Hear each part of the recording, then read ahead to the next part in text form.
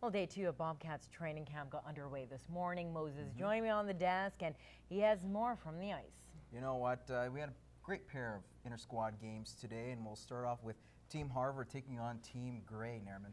And we'll begin with a great individual effort here in the first by Tyler Kuntz, the former Spruce Grove Saint, zips by the defense and beats Aaron McKay. Far post, 1-0 Team Harvard. Now, in the second game, tied up at 1 apiece, Team Gray would take the lead. Tyler Yakubowicz drives to the net. His stop, Boston Colley, collects the rebound. Team Harvard wastes little time grabbing the equalizer. Rebound in front goes right to Kuntz for his second of the game, 2-2 through 40. Now in the third, Shane Doherty gets sent in all alone, but Devin Green makes the stop. More pressure from Team Gray. Zach Landon's shot deflected in front, right to Braden Crone, and Green with a fantastic save. Green would then rob Doherty, once again, point-blank range, but right off the face-off following that save, Calvin Gordon sneaks it past the 6'1" Green. Team Gray goes on to win it 3-2. Now the earlier matchup had Team Gold taking on Team Green. Parker Ward scores. Team Green up 6-2 there in the third. Team Gold would apply pressure late, a scramble in front. 16-year-old Kyler Komistik making the save.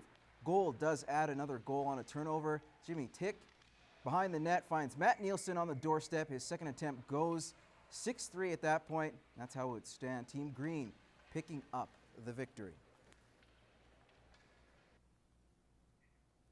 All right, we'll keep on with the Bobcats. No spot is guaranteed at their camp, with 40 players vying for a final roster selection. However, the same can't be said for one veteran who is a lock as the team's #1 netminder.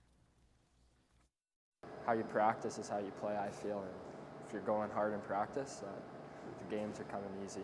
7 goalies were invited to the Lloydminster Bobcats main camp, but that doesn't bother 19-year-old Devin Green, who looks to dominate the crease this season. I actually like the pressure a lot. It kind of motivates me to play better and make those big saves when you have to. A different scenario from last year.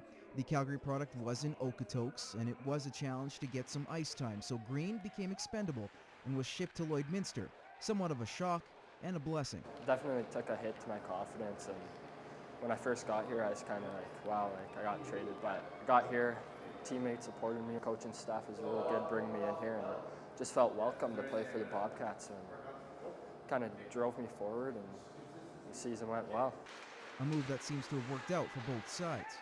I just thought that he was a guy that we were desperately requiring that type of guy, and with the Okotoks having 3 guys and making one of their 2 18-year-olds available based on the year he had prior to that in Calgary, midget AAA, every time Devin was given the ball, right from midget through to even last year, I don't think Devin ever dropped it. Not only did he run with the ball to earn the starter's job, he's now become a leader by example for the other young netminders. I want to compete with the other guys and kind of raise the bar, and hopefully they kind of match it, and kind of shows off to the younger guys, the new guys coming in, that, wow, this is what it takes to play here. And I can't slack. I need to work hard. I have to earn my ice time. And it seems that the Cats will be happy to have him on their side. Kroner actually made a big glove save on him, and he comes up and he's like, wow, I hate you.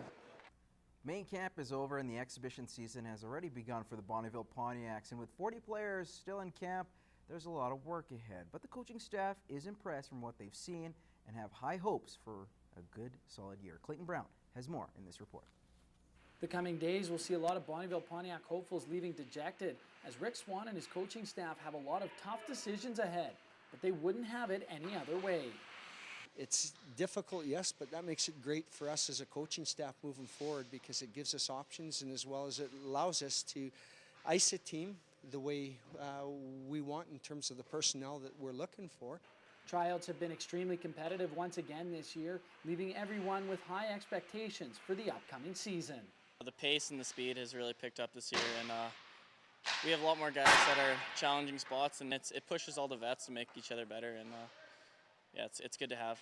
I think the biggest difference is the gap between the veterans and the young guys is a lot smaller than I've seen in years past. Just the skill level of these young guys, and they're pushing for spots, they're pushing veterans, so it's good to see. For the past few years, the Pontiacs have been a force in the regular season, but have underachieved when it's come to the playoffs. Swan says if the team wants to take the step to the next level, it starts right now.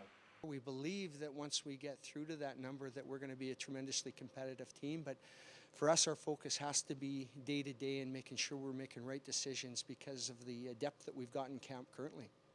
The Pontiacs travel to Sherwood Park on Saturday. In Bonnyville, Clayton Brown, Newcap Sports.